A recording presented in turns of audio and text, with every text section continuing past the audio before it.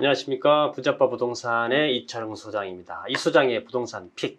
오늘은 평생 살면서 뗄래야 뗄 수 없는 전셋값 얘기를 한번 해보도록 하겠습니다. 전셋값 5년간 41% 올랐다. 임대차 3법 이후만 27%.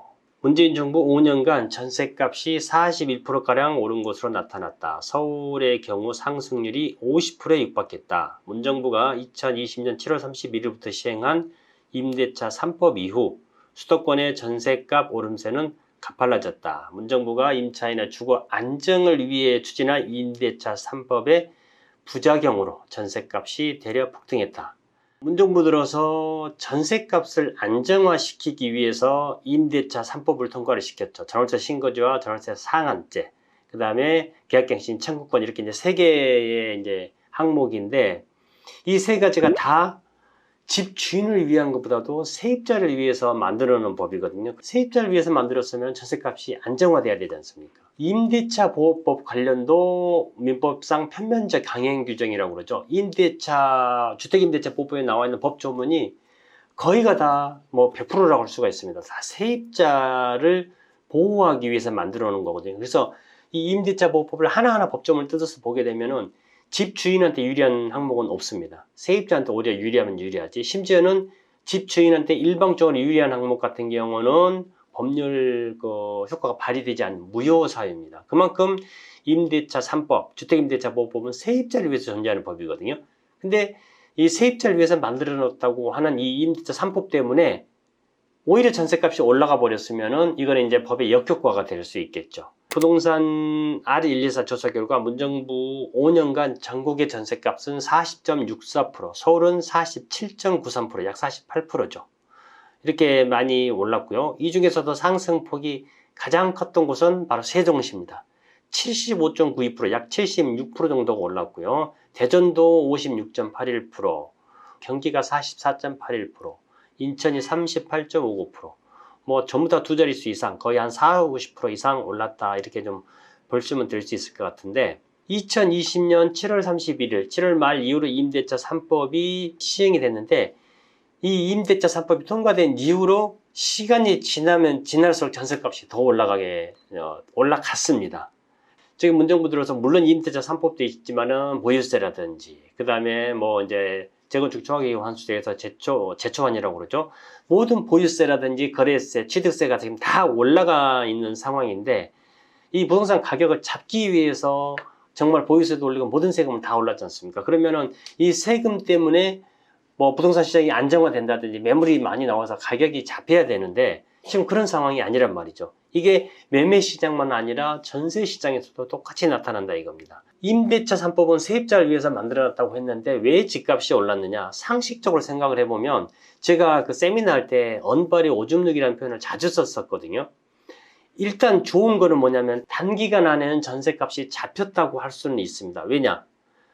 전월세 상한제 때문에 세입자가 계약갱신 청구권을 활용을 해서 내가 이 집에서 안 나가고 더 살겠다. 이런 경우에 집주인은 아시다시피 5%밖에 올리지를 못합니다. 전세가 1억이 있다. 그럼 500만 원밖에 못 올리는 거고요.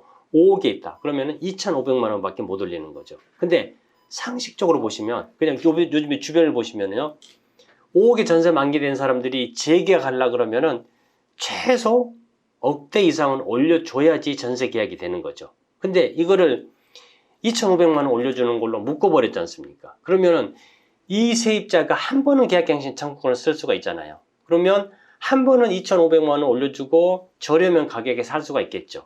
그러면은 집주인은 최소 1억을 올리려고 했는데 세입자가 계약갱신 청구권을 쓰면서 2,500만 원 올려줬다고 치자고요.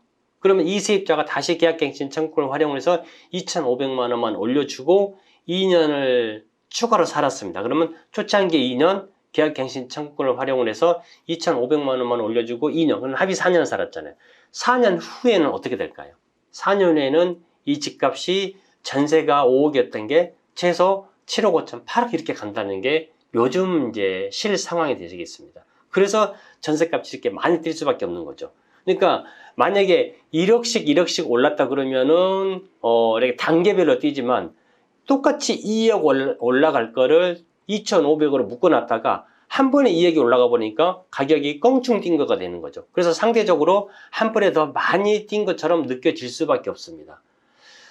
주택임대차법이 80년대에 처음에 만들어지면서 그때는 최단기 기간이라는 게 없었어요. 근데 주택임대차법이 처음 만들어지면서 그때는 최소 임대기간이 1년이었습니다.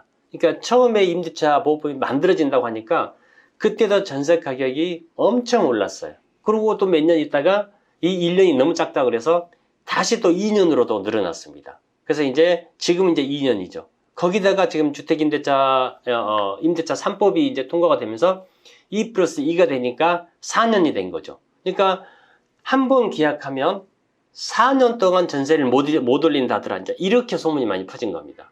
그러다 보니까 계약갱신 청구를 활용을 안 한 세입자들이 사는 집 같은 경우는 단계별로 이렇게 정상적인 금액만큼 뛰는데 이 계약갱신 청구권을 활용한 세입자의 집 같은 경우는 한 번에 막 2억, 3억 원이 그냥 부지기수로 뛰는 거죠. 그러면은 전세 사는 세입자들이 4년 동안 살았다고 치고 3억, 2억, 3억, 4억이 전세값이 한 번에 올라간다 그러면 이걸 어떻게 마련해요? 이 마련을 못하니까 이 세입자는 빠져나가고 다음 세입자가 이제 그 자리를 메꿀 수밖에 없는 거죠. 그래서 이렇게 지금 임대차 3법을 통과시킨 이후에 집주인이 안 올려도 될 전세 금액을 오히려 집주인들을 부추겨서 올려버리는 어떤 법의 역효과, 부작용이 나타났다. 지금 이렇게 좀 볼 수 있을 것 같습니다. 문정부 5년간 누적 상승분의 4분의 3가량이 임대차 3법 시행 이후 단기간에 이루어졌다. 임대차 계약이 2년에서 4년으로 변하고 5% 상한제로 변경이 되면서 전세 물건 소통이 어려워진 영향이라고 말했다. 전문가 의견입니다. 사실 이럴 수밖에 없어요. 그냥 이게 예전에 임대차 3법이 없고 그냥 놔뒀다 그러면은 완만하게 올라갈 텐데 지금 한번 꺾였다가 급등하는 이런 상황세로 좀 만들어줬다. 지금 이런 결과가 나오고요. 지금 이제 윤석열 정부가 이제 설 예정인데 대통령직 인수위원회에서도 공표를 했고, 그 다음에 지금 선거 기간 동안에도 눈이 이야기했죠. 임대차 3법 전면 폐지 내지는 손질을 하겠다. 이미 공표가 됐습니다. 따라서 단계적 폐지라든지 대상의 축소, 반대로 축소를 하게 되면 임대차 3법이 남아있지 않습니까? 그러면 이 남아있는 것만큼 임대인들한테 그만큼의 어떤 인센티브를 주는 방향으로 이렇게 지금 논의가 되고 있습니다.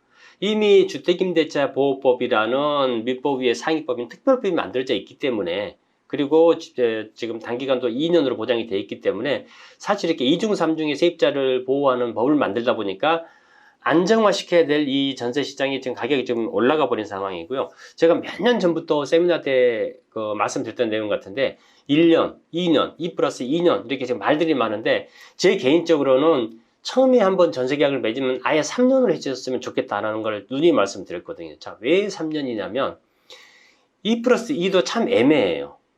근데 3년을 하게 되면은 보통 우리가 이제 초중학교 들어갈 때 물론 학군을 보고 들어갑니다만은 학군 보고 이사 가는 거는 보통 중고등학교 때거든요. 근데 중고등학교 때인데 2+2년 하게 되면은 2년만 살다 나가게 된다 그러면 고3, 중3을 앞두고 이사를 가야 되는 상황이고 계약갱신 청구권을 활용을 한다 그러면 4년이기 때문에 고등학교 졸업하고 중학교 졸업하고 1년을 더 살다가 중간에 이사를 가야 되는 상황인데 처음부터 3년을 해준다 그러면은 1학년 때 이사 와서 3학년 다 마치고 이사 가는 이런 상황이 생기기 때문에 개인적으로는 더 안정적이지 않나. 물론 3년이 세입자 입장에서 보면은 짧을 수도 있고 집주인 입장에서 보면은 길 수도 있습니다. 근데 우리나라 현 학제상 3년짜리가 저는 개인적으로 더 효율적이지 않나 이런 생각을 한번 해보고요. 그러면 굳이 지금 임대차 3법인 이 2+2가 굳이 필요가 없는 거거든요. 따라서 지금 대통령직 인수위원회나 심지어는 민주당 내부에서도 그냥 임대차 기간을 최소 기간을 3년으로 하자 이런 이야기가 지금 나오는 걸로 알고 있습니다. 제 개인적인 바람은 3년으로 확정이 됐으면 좀 좋겠다 이런 생각을 해보고요. 지금 한 가지 분명하게 결론을 내려드리자 그러면은 세입자를 위해서 만들어 놓은 임대차 3법 때문에 올 여름이면은 이제 정말 전세 가격이 막 껑충껑충 뛰는 그런 상황이 생길 겁니다. 이제 정확히 2년이 지난 시점이기 때문에요. 따라서 임대차 3법은 차라리 거의 폐지 단계로 가고 3년짜리로 가든지 아니면은 집주인에 대한 인센티브를 많이 주든지 아니면은 대상을 확 줄여서 세입자들이 정말 풀어놨을 때 자연적으로 전세 가격이 형성돼서 집주인이나 세입자가 고통받지 않는 그런 전월세 시장이 좀 빨리 왔으면 하는 바람을 좀 가져봅니다. 자, 오늘의 이 소장의 부동산 픽 전세 가격 상승에 대해서 말씀을 드렸고요. 다음 주에 또 핫한 소식으로 찾아뵙도록 하겠습니다. 시청해 주셔서 감사합니다.